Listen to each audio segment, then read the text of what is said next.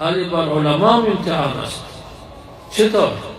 شما خود در محراب می گفتی که نظام و شریعت دین خداست، همین دین باید در زمین خدا حاکم شود.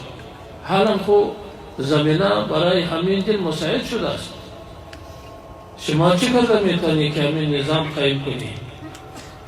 وظیفه علما است، مجاهدین وظیفه خود را ادا کردن، قربانی دادن، فدایی کردن، استشهادی کردن، همین طور قربانی ها دادن که از خیر القرون پس از خیر القرون مثال نداره.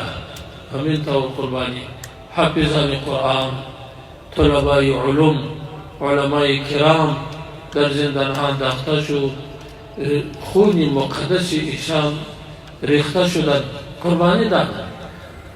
حالا وقتی تحکیم شریعت و عمل شریعت آمده است. طالبان خو نمیتونه.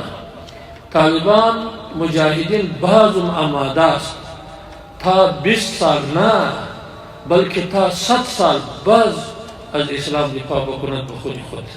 مجاهدین برای این آماده است.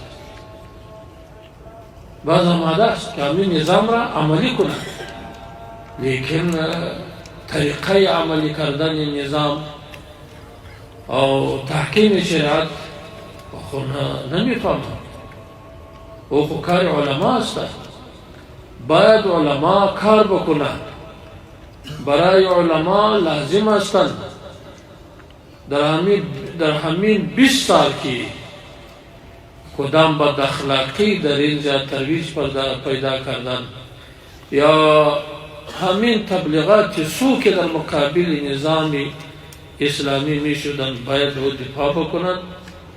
حکم علما، هدایت علما اجرا میکنه، عملی میکنه. او خو کار علما شد، او کار بزرگان شد. همین بزرگای مردم باید همراه مجاهدین یکجا شود. مجاهدین اجرا میکنه، علما حکم میکنه. همین حاکمان که در رأس ادارات هستند او باید شریعت حاکم کنه.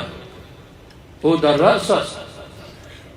الناس علی دین ملوکهم که او دینداری در خود بیاورد، اول شریعت در خود عملی کند، باز در دیگران.